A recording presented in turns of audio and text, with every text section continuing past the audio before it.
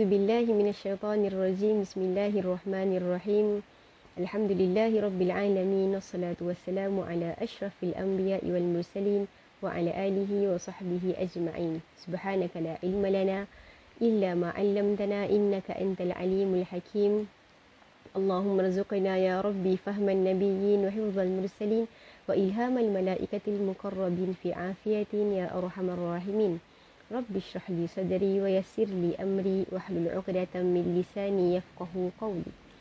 Assalamualaikum warahmatullahi wabarakatuh. Alhamdulillah, puji dan syukur kita panjatkan kepada Allah kerana sekali lagi dengan limpah kurnianya dapat kita bertemu dalam sesi tazkirah yang penuh dengan keberkatan ini, insya-Allah.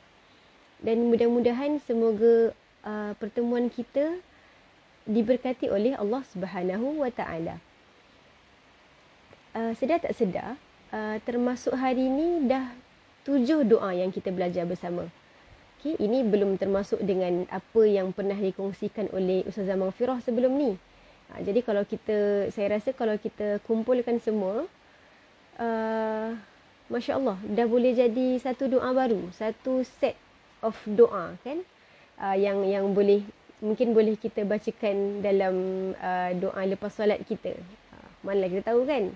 Jadi insya-Allah lah, semoga apa yang pernah kita belajar dapat kita gunakan, ada manfaatnya untuk kita sekeluarga.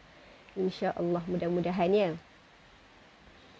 Baik, jadi untuk doa hari ini dipetik daripada surah Al-A'raf ayat 47, di mana Allah sebutkan A'udzubillahi minasyaitonir rajim.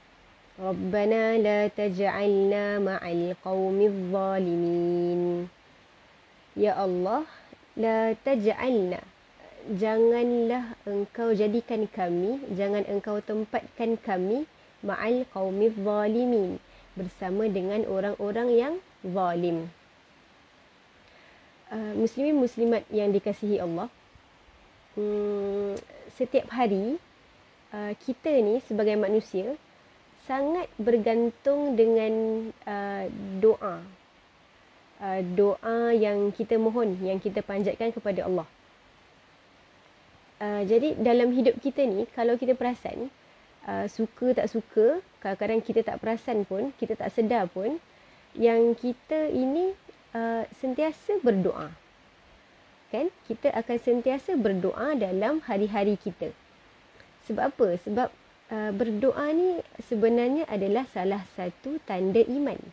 Tanda iman bahawa kita ini masih lagi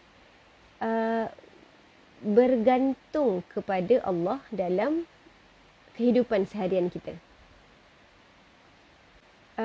Sampai kadang-kadang tu kita tak perasan pun yang apa yang kita ucapkan tu ataupun apa yang kita rasakan tu adalah satu bentuk doa.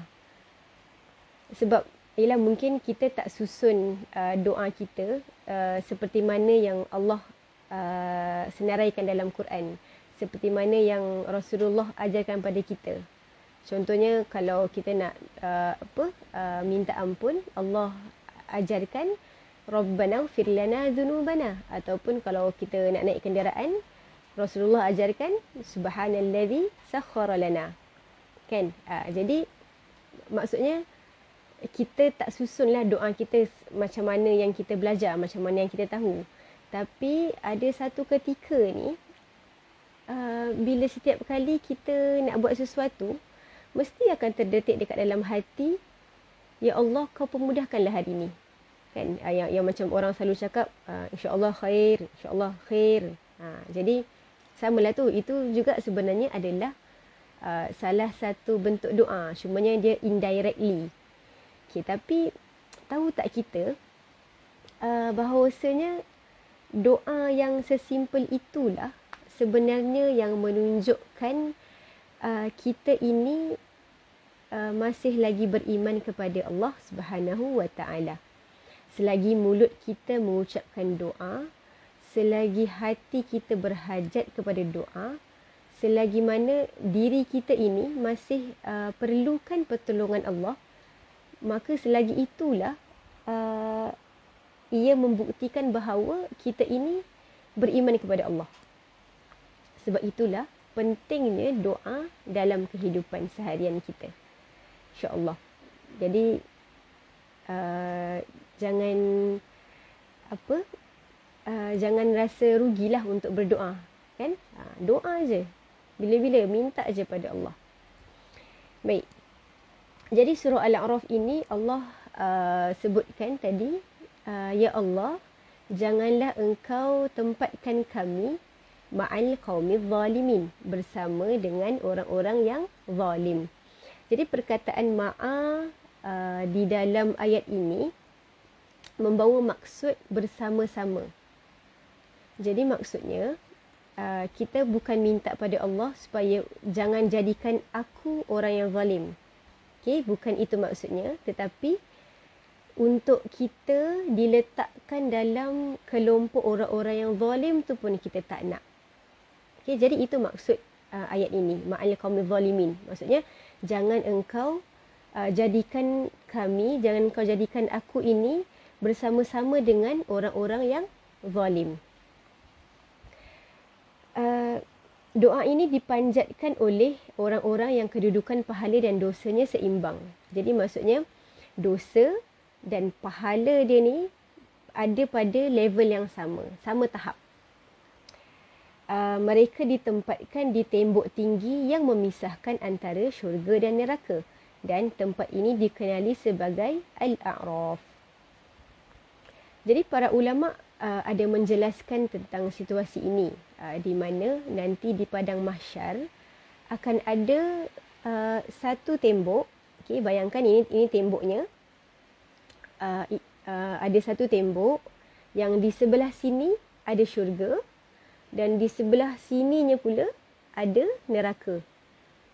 Baik, dan tembok ini dikenali sebagai Al-A'raf. Okey, lepas tu atas tembok ni pula akan ada segolongan manusia. Okey, siapa mereka ni? Antaranya adalah orang-orang yang dosa dan pahalanya sama banyak. Jadi agak-agak mustahil tak untuk kita duduk dekat atas tu. Kita cuba buat sedikit muhasabah lah. Kita cuba recall balik. Macam kita lah kan. Contoh kalau orang tanya, solat tak? Solat. Baca Quran tak? Baca. Pergi masjid tak? Pergi. Kan? Jadi mesti kalau sekadar itu je jawapan kita, saya rasa orang akan cakap, oh baiknya budak ni. Kan? Pergi masjid, baca Quran, solat. Tapi yang sebenarnya kita ni tidaklah begitu baik, kan? Sebabnya dalam kita buat yang tadi semua tu, kita masih lagi buat perkara-perkara yang salah. Masih lagi kita buat dosa. Ada kelentong sana, kelentong sini, kan? Mungkinlah. Jadi yang pergi masjid tadi tu, yang kita solat, yang kita baca Quran tu, soalannya kita jaga tak kualiti tu? Jadi dalam keadaan kita buat baik tadi tu, kita beribadah tadi tu, beribadah yang tak seberapa tu kan, kita kena cek balik, ada tak kita terbuat dosa, terambil barang orang tapi tak minta izin ke, ataupun kita jaga aurat tak sempurna ke, kita tertinggi suara dengan ibu bapa kita ke. Semua tu sebenarnya boleh menyalurkan kita, boleh menjadikan dosa dan pahala kita tu berada pada satu tahap yang sama. Kan? Sama je timbangannya, tak ada yang lebih, tak ada yang kurang. Jadi menurut hadis Nabi SAW, orang yang tempatnya di atas tembok tersebut adalah segolongan dari orang beriman yang amal baik dan amal jahatnya sama banyak. Okey, mereka diasingkan di situ dan akhirnya dengan rahmat Allah mereka dimasukkan ke dalam syurga. Dan golongan inilah yang akhir sekali akan memasuki syurga. Jadi masuk syurga ke tak? Masuklah kan. Cuma itulah. Lamalah mereka duduk di atas tembok Al-A'raf tu. Sebab ada satu hadis ini, pernah Rasulullah SAW ditanya, siapakah golongan Ashabul A'raf ini? Okay, dalam rangkap hadis tu ada disebutkan Ashabul A'raf. Jadi para sahabat tanyalah, siapa tu Ashabul A'raf? Jadi kita perlu faham, kalau dalam bahasa Arab bila disebutkan perkataan ashab, okay, ashab ni membawa maksud penduduk ataupun penghuni. Okay, jadi contoh macam dulu saya tinggal di Johor, ada dalam 8-10 tahun. Okay, jadi itu kita boleh panggil sebagai saya ni penduduk Johor. Okay, tapi kalau kita pergi sana sekadar 1-2 hari, kita tak bolehlah panggil dia tu menghuni di Johor. Kan? Sebab dia 1-2 hari je. Tapi lebih kepada bercuti lah kan tu maksudnya. Sebab dia sekejap aja berbanding dengan 10 tahun tadi. Tapi itu 8-10 tahun. Yang Ashabul A'raf ni, bayangkan daripada orang pertama masuk syurga sampailah orang terakhir masuk syurga, berapa ratus tahun tu? Agak-agak berapa ribu tahun? Wallahu alam, kita pun tak tahu. Jadi sebab itu mereka ini digelar sebagai Ashabul A'raf, kan, penghuni Al-A'raf. Orang-orang yang tinggal, orang-orang yang duduk di atas tembok Al-A'raf. Baik, selepas tu Allah ada menyebutkan juga wa bainahuma hijab, dan di antara keduanya iaitu syurga dan neraka ada batas pendinding. Maksudnya dia ada satu halangan lah kan, satu benteng. Wa 'alal a'rafi rijalun ya'rifuna kullam bisimahum. Dan di atas Al-A'raf itu ada sebilangan orang lelaki yang mengenal tiap-tiap seorang dari ahli syurga dan neraka dengan tandanya masing-masing. Jadi kalau dalam Quran, sekali lagi saya jelaskan, kalau disebutkan lelaki, itu maksudnya perempuan pun termasuk juga. Okay, bukanlah kita nak kata kalau ada ayat Quran tu kata lelaki, maksudnya lelaki je ni yang dijatuhkan hukum. Tapi sebenarnya itu istilahnya adalah untuk keseluruhan lah. Maksudnya lelaki dan juga perempuan. Okey.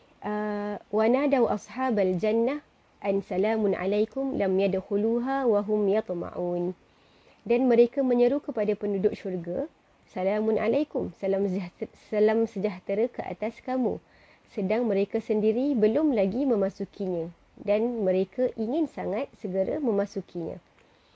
Wa idza surifat absaruhum tilqa'a ashabin nar, dan apabila pandangan mereka dialihkan kepada penghuni syurga, penghuni neraka, qalu rabbana la taj'alna ma'al qaumidh zalimin. Mereka berkata, ya Allah, janganlah engkau tempatkan kami bersama dengan orang-orang yang zalim. Jadi masa duduk di atas tembok Al-A'raf tu, okay, mereka ni nampaklah kan siapa yang ada di syurga dan siapa yang ada di neraka. Okay, mereka ni kenal tau, mereka kenal ahli syurga tu macam mana, ahli neraka tu macam mana. Maka bila mereka pandang kepada orang-orang yang ada di dalam syurga tu, mereka beri salam. Okay, salamun alaikum. Samalah macam kita sesama Muslim bila berjumpa, kita digalakkan sunnah untuk kita memberi salam kepada sesama Muslim. Okay, sebab beri salam tu membawa satu doa, iaitu kita mendoakan orang lah, Assalamualaikum ataupun Salamun alaikum, sama je. Sejahtera, salam sejahtera ke atas kamu. Kita doakan yang baik untuk mereka, kan? Tapi bila mereka bagi salam tadi, dalam masa yang sama, dalam hati mereka ni terdetik, ya Allah, seronoknya syurga tu. Kami teringin sangat untuk masuk syurga. Tapi dalam keadaan mereka tu tak boleh lah kan. Sebab mereka ni ada pada mereka sedang berada di atas tembok Al-A'raf itu. Jadi lepas tu mereka beralih pandangan kepada orang-orang yang berada di dalam neraka. Okay, kali ni mereka tak bagi salam, tapi mereka berdoa dengan doa yang tadi kita bacakan. Rabbana la taj'alna ma'al qaumidh zalimin. Ya Allah, jangan jadikan kami di dalam bersama dengan orang-orang yang zalim itu. Muslimin muslimat yang dikasihi Allah, dalam kita bercerita tentang Ashabul A'raf ini, tentang orang-orang yang dosa pahalanya sama banyak, tentang status mereka untuk masuk syurga ataupun tidak itu tertangguh, kan? Belum tahu lagi sama ada boleh ataupun tidak. Yang sebenarnya yang lebih takut adalah kalau kita ni tiba-tiba bila sampai di padang mahsyar, tahu-tahu dosa lebih banyak daripada pahala. Takut kan? Dosa banyak, tapi rupanya pahala sikit je. Kadang-kadang tu bila kita buat sesuatu, kita rasa yang apa yang kita buat tadi tu adalah yang paling baik kita nak tunjukkan pada Allah. Kan? Mesti Allah terima punya perbuatan kita tadi tu. Takkanlah Allah tak terima. Aku ni nasihatkan orang ni. Aku ni derma masjid. Kan? Pergi kelas ni untuk tambah ilmu. Tapi sebenarnya kita sangat perlu berjaga-jaga pada ketika itu. Kerana jangan sampai dalam hati kita ni ada sedikit pun bintik-bintik riak, ujub, takabur dan sebagainya lah. Kan? Yelah sebab kita kadang-kadang tak perasan kan, bukanlah memang kita cakap aku buat benda ni memang saya saja je aku nak tunjuk dekat orang. Bukanlah, cuma kadang-kadang memang kita tak perasan ada unsur-unsur tu di dalam hati kita. Memang orang tak tahu, kita tak tahu, tapi semestinya Allah sahaja yang tahu apa yang ada di dalam hati kita. Jadi kalau gitu macam mana kita nak buat? Kan? Takut ni kalau dalam hati kita ni ada perasaan-perasaan yang begitu. Sedangkan kita rasa kita dah buat sehabis baik, seikhlas yang mungkin. Jadi apa kita nak buat ni? Sebab tu Allah Subhanahu Wa Taala ada sediakan untuk kita senarai doa yang boleh kita amalkan. Dekat mana? Semestinya dalam Al-Quran. Okay? Dan Rasulullah SAW juga ada mengajarkan pada kita senarai-senarai doa yang tertentu. Jadi kita tinggal buat apa? Kita tinggal beramal dan berdoa. Kita kena doa lah. Sebab salah satu connection kita dengan Allah sebenarnya adalah dengan kita berdoa. Selain kita solat lah. Sedangkan dalam solat itu pun sebenarnya kita sedang berdoa kepada Allah. Kan? Dengan surah yang kita baca, dengan zikir yang kita sebutkan masa kita rukuk, sujud. Kita minta pada Allah supaya Allah jaga hati kita, pelihara hati kita daripada adanya sifat-sifat yang tidak baik ini. Kerana apa? Allah sebutkan, Allah dah janji pada kita, uji budak watad da'i idza da'an. Aku akan memperkenankan permintaan orang-orang yang berdoa bila dia berdoa kepadaku. Jadi kalau kita tak berdoa kepada Allah, rugilah kita. Sebab Allah dah bagi jaminan, kalau engkau doa, aku akan perkenankan, aku akan makbulkan. Jadi samalah bila kita dah belajar, bila kita dah tahu doa-doa yang ada dalam Quran ni, apa cerita di sebaliknya, apa yang boleh kita ambil manfaat daripada doa tu, kita mohon pada Allah. Kita cuba bacakan, cuba amalkan dalam kehidupan seharian kita. Mudah-mudahan Allah perkenankan segala doa kita dan Allah pelihara kita daripada sifat-sifat yang tidak baik. Jadi bolehlah kita sama-sama ambil pengajaran, ambil peluang, ambil kesempatan untuk sentiasa berdoa kepada Allah. Tak kira di mana pun kita berada, pada ketika apa pun kita masa tu. InsyaAllah sampai sini sahaja. Kita berjumpa lagi pada episod akan datang. Aku qauli hadza wa astaghfirullah li wa lakum. Subhanakallahumma wa bihamdika asyhadu an la ilaha illa anta astaghfiruka wa atubu ilaik. Wa sallallahu ala sayyidina Muhammadin wa ala alihi wa sahbihi wa sallam walhamdulillahi rabbil alamin. Assalamualaikum warahmatullahi wabarakatuh.